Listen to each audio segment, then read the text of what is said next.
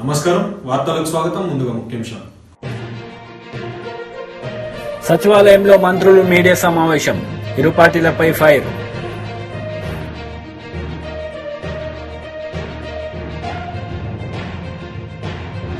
రా కదలిరా భారీ బహిరంగ సభలో చంద్రబాబు నాయుడు, సీఎం జగన్ పై ఫైర్.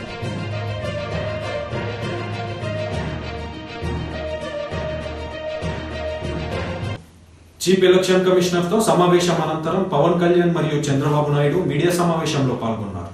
ఈ సందర్భంగా వారు మాట్లాడారు. ఈరోజు నేను అదేవిధంగా జనసేన అధినేత పవన్ కళ్యాణ్ గారు కలిసి ఎలక్షన్ కమిషన్ కలిసాం. అన్ని విషయాలు కూడా చాలా స్పష్టంగా వారికి ఎక్స్ప్లెయిన్ చేశాం. నా సుదీర్ఘ రాజకీయ చరిత్రలో కానీ పవన్ కళ్యాణ్ గారు కూడా రాజకీయాల్లోకి రావడమే కాకుండా రాజకీయాలను వాచ్ చేస్తూ ఉండడం కానీ ఇవన్నీ చూసిన తర్వాత ఎప్పుడూ జరగనటువంటి అరాచకాలు జరుగుతున్నాయి. ప్రజాస్వామ్యాన్ని అపహాస్యం చేసే పరిస్థితికి వస్తున్నారు. ఇంతవరకు మీరు చూస్తే కేసులైతే మా మీద విపరీతంగా బుక్ చేసి, అంటే ఎక్కడ కూడా పనిచేయకుండా చేయడం కోసం రాజకీయ పార్టీల్ని, రాజకీయ పార్టీల కార్యకర్తల్ని, లేకుంటే అందులో పనిచేసే వ్యవస్థనే మొత్తం సర్వనాశనం చేయాలి, నిర్వీర్యం చేయాలని ప్రయత్నం చేశారు. ఇప్పుడు ప్రజల్లో ఉండే తిరుగుబాటు చూసిన తర్వాత హోల్సేల్గా ఓటర్స్ అందరినీ మార్చేయడం, దొంగ ఓట్లు వేసుకోవడం ఇలాంటివి చేస్తే తప్ప సాధ్యం కాదనే కన్క్లూజన్కి వచ్చారు. ఈరోజు ఒక ఎగ్జాంపుల్ ఇచ్చాం. ఒక్క చంద్రగిరిలో ఫామ్ 6 కింద 1,15,000 ఓట్లు ఇచ్చారు. దాంట్లో దగ్గర 33,000 ఓట్లు ఆమోదించారు. దాంట్లో వేరే నియోజకవర్గంలో విత్ ఎవిడెన్స్ అన్ని కూడా మేము పెట్టాం. అవన్నీ కూడా వారికి ఎక్స్ప్లెయిన్ చేశాను. అదే మరిగా స్టేట్ ఎలక్షన్ కమిషనర్ ఆ రోజు పడిన అవస్థ కానీ, కడాన ఆయన డ్యూటీ కండక్ట్ చేయడానికి, ఆయన విధి నిర్వహించడానికి సెంట్రల్ హోమ్ మినిస్టర్ని అడిగాడు ప్రొటెక్షన్ కోసం.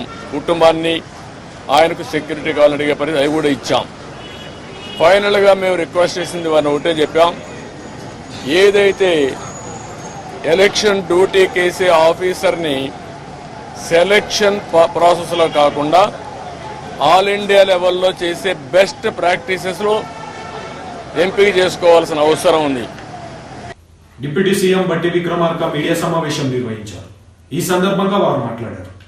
రాష్ట్ర ప్రజల పైన పడలేము.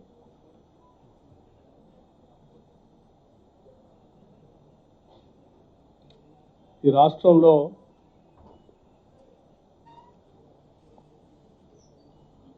అత్యంత వెనుకబడినటువంటి వర్గాలు ఉన్నారు. సామాజికంగా తరతరాలుగా అనేక అవసరాలు అందుబాటులో రాలేనటువంటి వాళ్ళు కూడా ఉన్నారు. నిరుద్యోగ యువతీ యువకులు,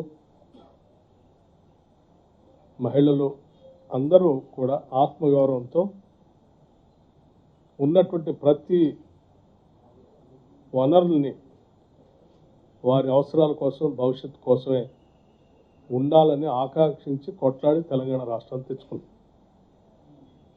సో వారందరి శ్రేయస్సే మా అందరి ముందున్నటువంటి ప్రథమ కర్తవ్యం, లక్ష్యం కూడా. సరే, ఈ మధ్య కొద్దిమంది మంత్రులు, పాత మంత్రులు, మాజీ మంత్రులు అక్కడక్కడ కొన్ని విషయాలు మాట్లాడుతూ ఉన్నారు. హైదరాబాద్లో ఫార్ములా ఈ రేస్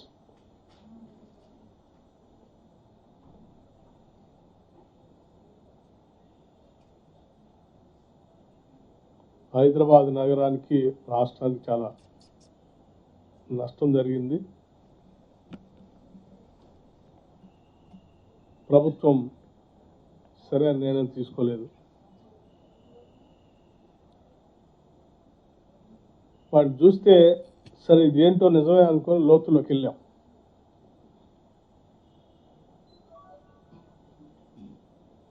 ఫార్ములా ఈ రేస్ ప్రజలందరికీ తెలియాలి.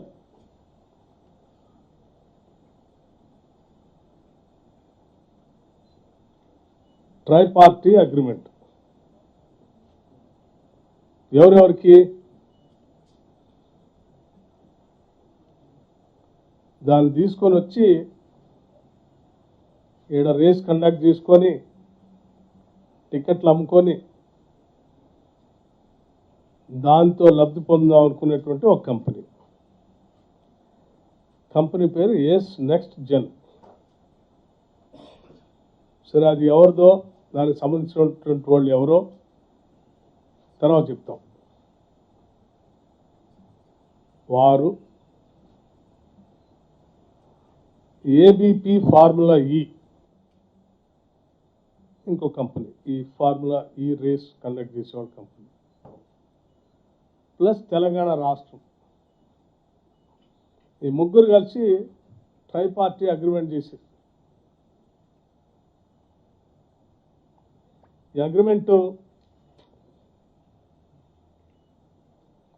25 అక్టోబర్ 2022. దీనికి సంబంధించి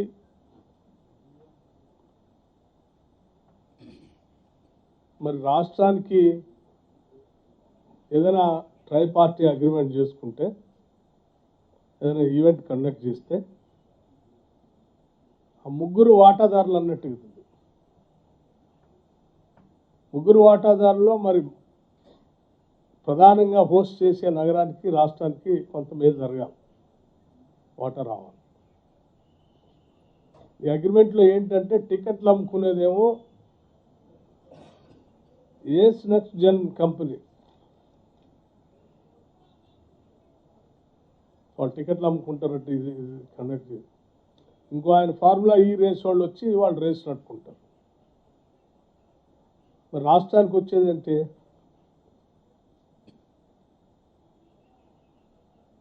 రాష్ట్రం అంటే రేస్ కావాల్సిన ట్రాక్ ఇన్ఫ్రాస్ట్రక్చర్ తయారు చేయాలి.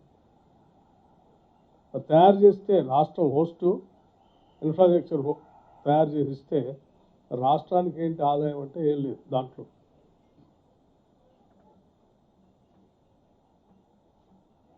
అంటే రాష్ట్రాన్ని మీ అవసరాల కోసం ఒక కంపెనీ ఎస్పీవి లాంటి ఒక కంపెనీ పెట్టుకొని ఆ కంపెనీ ఆ ఫార్ములా ఈతో ఆలగడ్డలో టీడీపీ అధినేత నారా చంద్రబాబు నాయుడు రా కదలిరా బహిరంగ సభలో పాల్గొన్నారు. ఈ సందర్భంగా ఆయన ఈ 5 ఏళ్లలో జగన్ చేసిన అన్యాయాల గురించి మాట్లాడారు. ఈ జగన్మోహన్ రెడ్డి రాయలసీమకు ఒక్క ప్రాజెక్టు కట్టాడా అని మిమ్మల్ని అడుగుతున్నా. చెప్పే ధైర్యం వైఎస్ఆర్ కాంగ్రెస్ ఉందా అని మిమ్మల్ని అడుగుతున్నా. 5 సంవత్సరాల ముఖ్యమంత్రిగా 12,450 కోట్ల రూపాయలు తెలుగుదేశం పార్టీ ఖర్చు పెడితే దాంట్లో కనీసం 20% ఖర్చు పెట్టిన ఈ ముఖ్యమంత్రి రాయలసీమను ఉద్ధరిస్తాడా తమ్ముళ్ళు అని మిమ్మల్ని అడుగుతున్నా. నమ్మకం ఉందా అని మిమ్మల్ని అడుగుతున్నా. ఇలాంటి వ్యక్తుల్ని క్షమించాలని మిమ్మల్ని అడుగుతున్నా.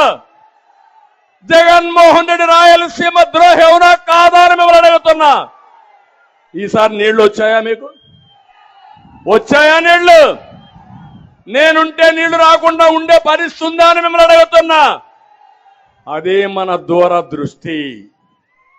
నేనేం ఆలోచించాను, ఇమ్మీడియట్ గా ముఖ్యమంత్రి అయిన రోజునే రాయలసీమకు నీళ్లు తేవాలని ముచ్చుమర్రి లిఫ్ట్ ఇరిగేషన్లు ఫైనలైజ్ చేశాను. దానివల్ల నీళ్లు కిందికి పోయినా ఆ నీళ్లని లిఫ్ట్ చేసే అవకాశాన్ని కల్పించిన పార్టీ తెలుగుదేశం పార్టీ. ఇంతేకాదు, శ్రీశైలంలో నీళ్లు పొదుపు చేయాలని కృష్ణా డెల్టాకి పట్టసీమ ద్వారా గోదావరి నీళ్లు 120 టీఎంసీ నీళ్లు తీసుకొచ్చాం. ఆ 120 టీఎంసీ నీళ్లు ఎక్కడ పెట్టామంటే శ్రీశైలంలో పెట్టాం. ఆ నీళ్లు ఎవరికి ఇచ్చామంటే రాయలసీమకి ఇచ్చాం. అదే నేను ముఖ్యమంత్రిగా ఉండుంటే అప్పటికే టెండర్లు పిలిచాను. గోదావరి నీళ్లు నాగార్ సాగర్ రైట్ మెయిన్ కెనాల్కి తీసుకురావాలని 250 టీఎంసీ నీళ్లు అక్కడ తెచ్చేవాళ్ళం. అక్కడ నీళ్లు ఇచ్చేవాళ్ళం. ఆ నీళ్లు కూడా శ్రీశైలం ఉండేటివి. అంటే దగ్గర 350 టీఎంసీ నీళ్లు రాయలసీమకి ఇవ్వాలని నా కళ, నా ఆలోచన. అది వచ్చుంటే కరువు అనే మాట ఉండేది కాదు. ఆ తర్వాత ఆలోచించాను, గోదావరి నీళ్లు నేరుగా నాగార్ సాగర్ దగ్గర తీసుకొచ్చి అక్కడి నుంచి నల్లమలై అడవుల్లో ఒక టనల్ కొట్టి నేరుగా బనకచెర్లకు తీసుకురావాలనేది నా ఆలోచన. అది నా దూరదృష్టి. గోదావరి నీళ్లు బనకచెర్ల గేట్వే ఆఫ్ రాయలసీమ. అక్కడి నుంచి అందరి నివాకు పోతాయి, తెలుగు గంగ పోతుంది, ఎస్ఆర్బిసికి పోతుంది, కేసీ కెనాల్కు పోతుంది, రాయలసీమ సస్యశ్యామలం అవుతుంది. అది నా కళని మీ అందరికీ తెలియజేస్తున్నా. వైఎస్ఆర్సీపీ మంత్రి అంబాటి రాంబాబు మీడియా సమావేశం నిర్వహించారు. ఈ సందర్భంగా ఆయన టీడీపీ నేతలపై మండిపడ్డారు. మ్యానిపులేషన్కు ఉపయోగపడతాయి అని పెద్ద గుంతెత్తి నువ్వు ఆర్గ్యుమెంట్ చేసిన నువ్వు ఇవాళ వాటి గురించి మాట్లాడమే, అది మర్చిపోయావు ఆ పాఠం. ఇవాళ వెళ్ళి మా మీద మాట్లాడతావో నాకు అర్థం కాలేదు. అంతేకాదు, లాస్ట్ ఎలక్షన్స్లో గుర్తుందో లేదో మీకు, సెంట్రల్ ఎలక్షన్ కమిషన్ దగ్గరికి వెళ్ళి సెక్రటేరియట్లో బహుశా ద్వివేదినో త్రివేదినో ఉన్నాడు, వెళ్ళి డైరెక్ట్గా బెదిరించాడు.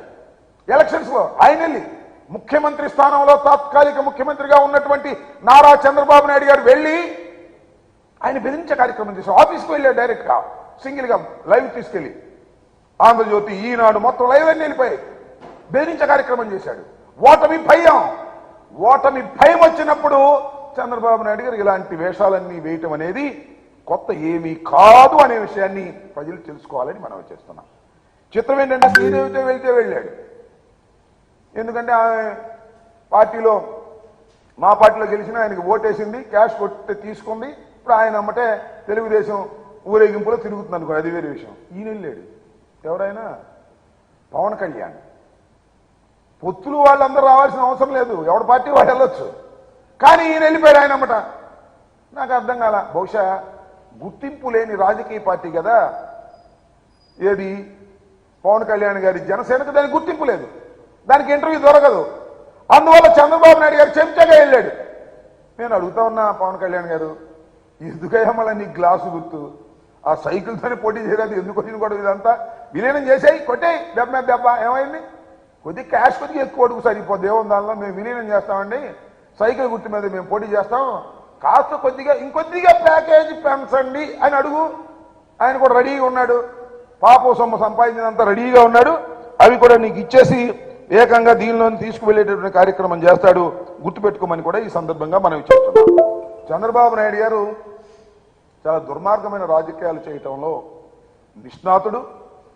చెప్పిన మాట చెప్పుకోకుండా మోసం చేసే కార్యక్రమాలు చేస్తున్నాడు. విచ్చలవిడిగా దానికి తోడు తానా తందానా అనే పత్రికలు బయలుదేరాయి. అవి చూస్తే ఒకవేళ నిజంగా ఎప్పుడన్నా నేను కొన్ని పత్రికలు చదువుతుంటా, పైన హెడ్డింగ్లు ఎవరు చూడమాక, నాకు చూస్తే ఎట్లా ఉంటుందంటే చంద్రబాబు నాయుడు వచ్చేసి అధికారంలో కూర్చున్నట్టే ఉంటుంది. ఆ ఈనాడు ఒకటి ఆంధ్రజ్యోతి ఒకటి రాస్తుంటే అయిపోయింది వైఎస్ఆర్ కాంగ్రెస్ పార్టీ పని, తెలుగుదేశం అధికారంలోకి వచ్చేసింది. బీజేపీ దుబ్బాక మాజీ ఎమ్మెల్యే రఘునందన్ మీడియా సమావేశం నిర్వహించారు. ఈ సందర్భంగా ఆయన మాట్లాడారు. షాబాను అనేటువంటి ఒక లేడీ 1978లో తన భర్త తనకు విడాకులు ఇచ్చిండని, పిల్లలతో తన మనుగడ కష్టమైతుందని మనోవర్తీమని చెప్పి 1978 నుంచి కొట్లాడితే 1985లో ఈ రోజు సుప్రీంకోర్టు చీఫ్ జస్టిస్ గా ఉన్నటువంటి చంద్రచూడ్ గారి తండ్రి, ఈ రోజు సుప్రీంకోర్టులో చీఫ్ జస్టిస్ గా ఉంది డివై చంద్రచూడ్ గారు, సుప్రీంకోర్టు చీఫ్ జస్టిస్. 1985లో ఆ రోజు జడ్జిమెంట్ ఇచ్చింది, షాబాను కేసులో జడ్జిమెంట్ ఇచ్చింది ఎవరు? ఇప్పటి సుప్రీంకోర్టు చీఫ్ జస్టిస్ తండ్రి వైవి చంద్రచూడ్ గారు జడ్జిమెంట్ ఇచ్చినారు. ఏమని? సెక్యులర్ దేశం భారతదేశం, ఒక కులమోళ్ళకి భరణం ఇయ్యాలి, ఇంకో కులమోళ్ళకి భరణం ఇయ్యద్దనడం తప్పు, ముస్లిం మహిళ అయినా, హిందూ మహిళ అయినా, క్రిస్టియన్ మహిళ అయినా భర్త భార్యకు విడాకులు ఇచ్చినట్లయితే భరణం ఇవ్వాలి, మెయింటెనెన్స్ ఇవ్వాలి, సెక్షన్ 125 కింద మెయింటెనెన్స్ ఇవ్వాలని చెప్పింది. ఒక జడ్జి చెప్పలే, 5 జడ్జెస్ బిల్కిస్ బానో కేసులో. ఆ రోజు షాబానో కేసులో జడ్జిమెంట్ ఇచ్చింది సుప్రీంకోర్టు చీఫ్ జస్టిస్, ప్రస్తుత చీఫ్ జస్టిస్ గారి తండ్రి జస్టిస్ వైవి చంద్రచూడ్ గారు, రంగనాథ్ మిశ్రా గారు, డిఏ దేశాయి గారు, మన తెలుగు జడ్జి గారు కూడా ఒకరున్నారు, ఓ చిన్నపరెడ్డి గారు, ఈఎస్ వెంకటరామయ్య గారు. ఈ 5 జడ్జీలు ఏమన్నారంటే, బెంచ్ ఏమన్నదంటే, మీరు హిందువా, ముస్లిమా, క్రిస్టియన్ పక్కన పెట్టి భర్త భార్యను వదిలేస్తున్నప్పుడు భరణం ఇవ్వడం సమంజసం అని ఈ దేశంలో ఉన్న సర్వోన్నత న్యాయస్థానం జడ్జిమెంట్ ఇస్తే. టీడీపీ పోలిట్ బ్యూరో సభ్యులు వర్లరామయ్య మీడియా సమావేశం నిర్వహించారు. ఈ సందర్భంగా ఆయన దళితులను అవమానాలకు గురి చేయడమే మీ లక్ష్యమా అంటూ జగన్ ప్రభుత్వం పైన మండిపడ్డారు. కన్ఫర్మ్ గా ఉన్నామండి మేము, అంటే ఊపిరి సల్పటం లేదు వైఎస్ఆర్ కాంగ్రెస్ పార్టీలో ఉండటానికి, ఆ ప్రైవేట్ లిమిటెడ్ కంపెనీలో కంటిన్యూ అవటానికి. మారాలి మారాలి మారాలి, ట్రాన్స్ఫర్ చేస్తాను ఇక్కడి నుంచి అక్కడ కాదు, వాళ్ళని కాదు మార్చాల్సింది, 174 క్యాండిడేట్స్ని కాదు, 175 ఆయన 174 ఇన్ఛార్జీలను కానీ క్యాండిడేట్స్ని కాదు మార్చవలసింది, మీరే మారాలి. ట్రాన్స్ఫర్ మీకు కావాలి. ఇప్పుడు జగన్మోహన్ రెడ్డిని ముఖ్యమంత్రి పదవి నుంచి ట్రాన్స్ఫర్ చేయాలా? ప్రజలందరూ సిద్ధంగా ఉన్నారు. No, you doesn't deserve to be chief minister of the state. నీకు ట్రాన్స్ఫర్. ఎక్కడికి పోతాడు? అగమ్య గోచరం, ఎక్కడికి పోవాలో తెలియని పరిస్థితి జగన్మోహన్ రెడ్డి గారిది. రాబోయే రోజుల్లో ఒక ప్రతిపక్ష నాయకుడి హోదా కూడా దక్కదు అతనికని ప్రజలు చెబుతూ ఉన్నారు, ఆ పార్టీ నాయకులు చెబుతున్నారు. చెట్టు మీద పిట్టల్లాగా ఎగిరిపోతూ ఉన్నారు. ముఖ్యంగా అతని ఎమ్మెల్సీ కవిత మీడియా సమావేశం నిర్వహించారు. ఈ సందర్భంగా ఆమె మాట్లాడారు. మీద ఉన్నటువంటి మా అక్క చెల్లెలు, ఎంపీపీలు, వైస్ ఎంపీపీలు, అట్లానే మా సోదరులు, యువమిత్రులు, అనేక పదవులలో ఉన్నటువంటి వాళ్ళు, పదవులలో లేనటువంటి వాళ్ళు, వేదిక మీద ఉన్న కార్యకర్తలకు, నాయకులకి, మీడియా మిత్రులకి అందరికీ కూడా హృదయపూర్వకంగా నమస్కారాలు తెలియజేస్తా ఉన్నాను. మహబూబ్ నగర్ జిల్లాకు నాకు ఒక ప్రత్యేకమైనటువంటి అనుబంధం ఉన్న విషయం మీ అందరికీ తెలిసిందే. 2009లో ఎప్పుడైతే గౌరవ కేసీఆర్ గారు మహబూబ్ నగర్ నుంచి పోటీ చేయాలని నిర్ణయం తీసుకున్నారో, ఆనాడు ఇక్కడికి వచ్చినామంటే అప్పటి నుండి ఈ జిల్లాతోని అనుబంధం, అప్పటి నుండి ఇక్కడ జిల్లా పార్టీతోని, కార్యకర్తలతోని, నాయకులతోని ఒక ప్రత్యేకమైనటువంటి అనుబంధం అన్నది నా జీవితంలో ఎదురైనటువంటి ఒక మంచి ఘటనగా నేను అనుకుంటా ఉంటాను. అందుకే నిజామాబాద్ వాళ్ళు ఎట్లయితే నా దగ్గరికి అధికారంతో వస్తారో, మహబూబ్ నగర్ వాళ్ళు కూడా నా దగ్గరికి అట్లనే అధికారంతో వచ్చి ఏమన్నా పనులున్నా, ఏమున్నా, చెప్పేది ఉన్నా, మాట్లాడేది ఉన్నా ఆపత్తికి సంపత్తికి వచ్చిపోతూ ఉంటారు. ఇవాళ కూడా మరి మహబూబ్ నగర్లో గౌరవనీయులు దేవరకద్ర మాజీ శాసనసభ్యులు వారి సోదరులు మరి మొన్ననే గతించినారు. వారి ఇంటికి పోయి వారిని పరామర్శ చేయడానికి ఆల వెంకటేశ్వర రెడ్డి గారి దగ్గరికి వెళ్ళి రావడం జరిగింది. ఒక మంచి కుటుంబ సభ్యుల్లాగా మహబూబ్ నగర్లో ఉండేటటువంటి మన నాయకులందరితో కూడా అనుబంధం ఉంది కాబట్టి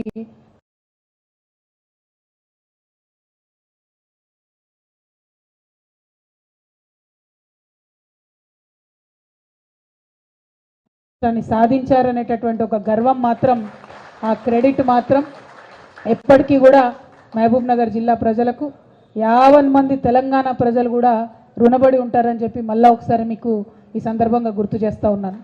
కాబట్టి కేసీఆర్ గారి హృదయంలో ఒక ప్రత్యేకమైన స్థానం. మనం తెలంగాణ ఉద్యమంలో బాధపడేటోళ్ళం. పల్లెన పల్లేరు మొలిసే తెలంగాణలోన, మన పాలమూరులోన అని బాధపడినటువంటి అనేక సందర్భాలు ఉన్నాయి. ఆనాడు చాలామంది మిత్రులతోని మరి మహబూబ్ నగర్లో వలసలు ఎందుకు జరుగుతున్నాయి, ఈ వలసలను ఎట్లా ఆపాలి అని చెప్పి గ్రామాన తిరిగి ఆనాడు జాగృతి కార్యకర్తలు, బీఆర్ఎస్ కార్యకర్తలు తిరిగి ఆలోచన చేసినాం. ఎన్నో మంది స్వచ్ఛంద సేవా సంస్థలతోని అన్ని ప్రాంతాల్లో కూడా తిరిగి మా ప్రయత్నాలు మేము చేసినాం. అవి చేస్తున్నటువంటి సందర్భంలో మనకు అర్థమైంది ఏంటంటే మొత్తం భారతదేశంలో లార్జెస్ట్ డిస్ట్రిక్ట్ 35 లక్షల ఎకరాల పైచిలుకు భూగోళంతో సాగు చేసేటటువంటి ఆస్కారం ఉన్నటువంటి భూమితోని భారతదేశంలో అత్యంత పెద్ద జిల్లాగా మన పాలమూరు ఉంది. ఇంత పెద్ద జిల్లా ఉండి పక్కకే కృష్ణానది ఉండి ఎక్కడా కూడా మనకు పంటలు పండక మహబూబ్ నగర్లో చాలామంది భూములు ఉన్న వాళ్ళు కూడా ఇడిచిపెట్టుకొని హైదరాబాద్ జంట నగరాలలో YSRCP MP Vijayasai Reddy election commissioner తో మీటింగ్ అనంతరం మీడియా సమావేశంలో పాల్గొన్నారు. ఈ సందర్భంగా ఆయన మాట్లాడారు. ఒక రాజకీయ పార్టీకి ఒక సింబల్ కేటాయించడం జనరల్ సింబల్లో నుంచి అది చట్ట విరుద్ధం అది అన్నటువంటి విషయాన్ని కూడా మేము ఎలక్షన్ కమిషన్కి నివేదించడం జరిగింది. ఈ రెండు విషయాలు కాకుండా మరొక విషయం, మూడవ అంశం, కోనేరు సురేష్ అనేటటువంటి వ్యక్తి, ఇతను తెలుగుదేశం పార్టీ ఎలక్టోరల్ సెల్లో ఏదో సమ్ పొజిషన్లో ఉన్నాడన్నమాట. ఇతను ఒక బల్క్ కంప్లైంట్ని, ఒక ఇంచుమించుగా 10 లక్షల పైచిలుకు ఓట్లన్నీ కూడా ఆంధ్ర రాష్ట్రంలో బోగస్ ఓట్లు అన్నటువంటి కంప్లైంట్ని chief electoral officer Andhra Pradesh, chief CEO of Andhra Pradesh కి కంప్లైంట్ ఇవ్వడం జరిగింది. మా యొక్క మొట్టమొదటి ప్రశ్న, CEO of Andhra Pradesh bulk complaint అనేటటువంటి దాన్ని యాక్సెప్ట్ చేయవచ్చా? యాక్సెప్ట్ చేయడం అన్నటువంటిది వైఎస్ఆర్ కాంగ్రెస్ పార్టీ తప్పుపడతా ఉంది. ఒక వ్యక్తికి 175 నియోజకవర్గాల్లో 25 పార్లమెంటు స్థానాల్లో 10 లక్షల మందో 20 లక్షల మందో 30 లక్షల మందో బోగస్ ఓట్లు ఉన్నారన్నటువంటి విషయం ఎలా తెలుస్తుంది? కంప్లైంట్ అన్నటువంటిది బిఎల్ఏస్ ఇవ్వాలి, ఆయా నియోజకవర్గంలో ఉన్నటువంటి బిఎల్ఏస్ ఇవ్వాలి. ఆ బిఎల్ఏస్ చెప్పాలి ఏది బోగస్ కంప్లైంట్ అన్నటువంటిది.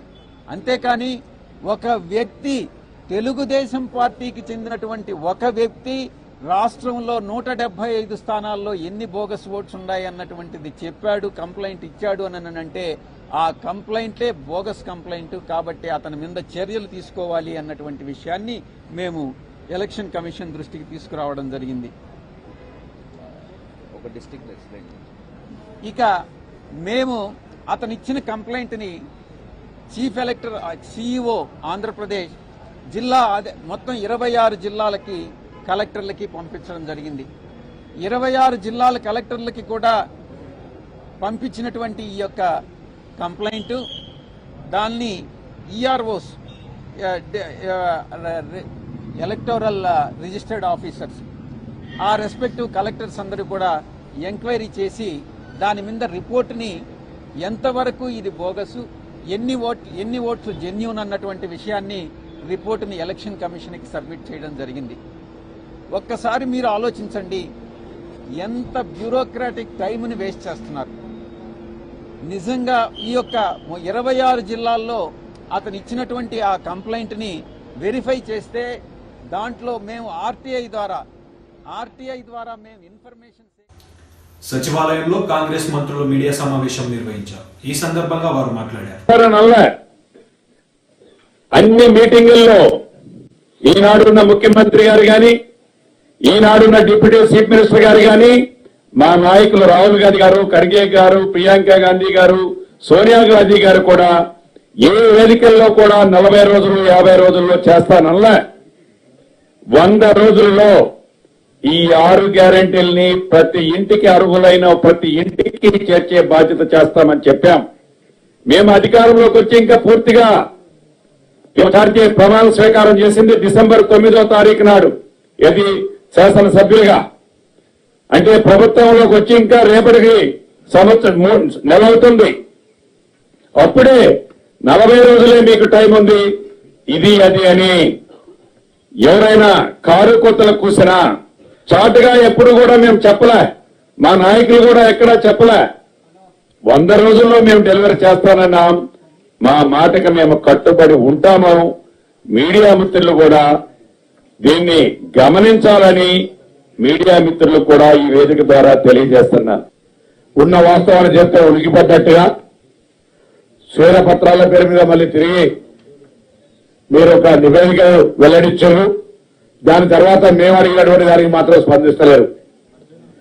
మేము శ్వేతపత్రాలు ఇచ్చాం, మీరు శ్వేతపత్రాలు ఇచ్చారు. దాని తర్వాత ఈ సౌద పత్రాలు, బంగళాలు, ఫామ్ హౌస్ల వివరాలు తెలంగాణ ప్రజలకు చెప్పమని అడుగుతున్నాం. మళ్ళొక్కసారి ఎందుకు ఉలిక్కి పడుతారో అర్థమైతలేదు. ప్రభుత్వం 5 సంవత్సరాలు కూడా ఎన్నిక కాబట్టి మేము ఇచ్చిన హామీల యొక్క ప్రక్రియ ప్రారంభమైందా లేదా?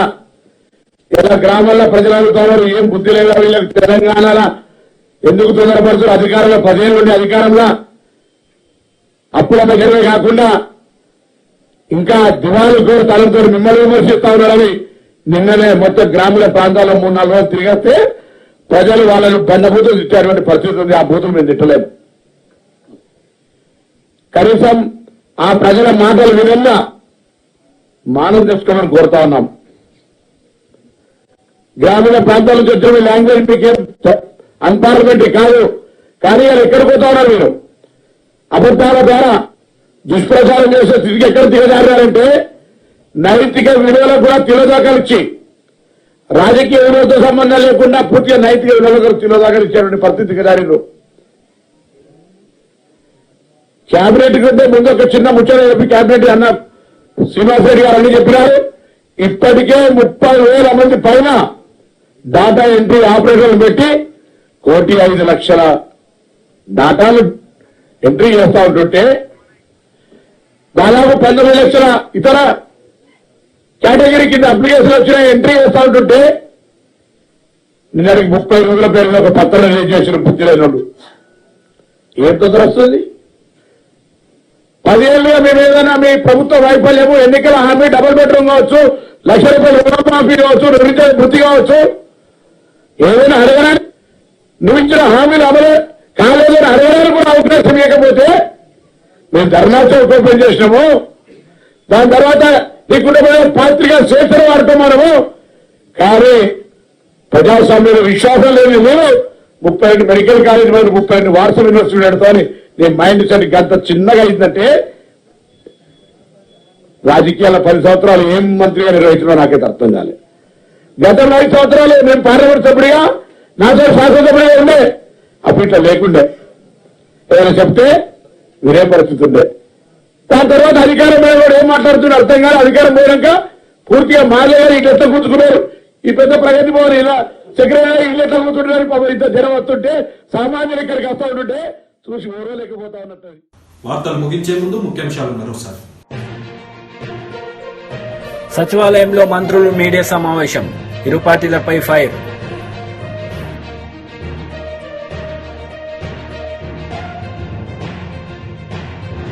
రా కదలిరా భారీ బహిరంగ సభలో చంద్రబాబు నాయుడు, సీఎం జగన్ పై ఫైర్.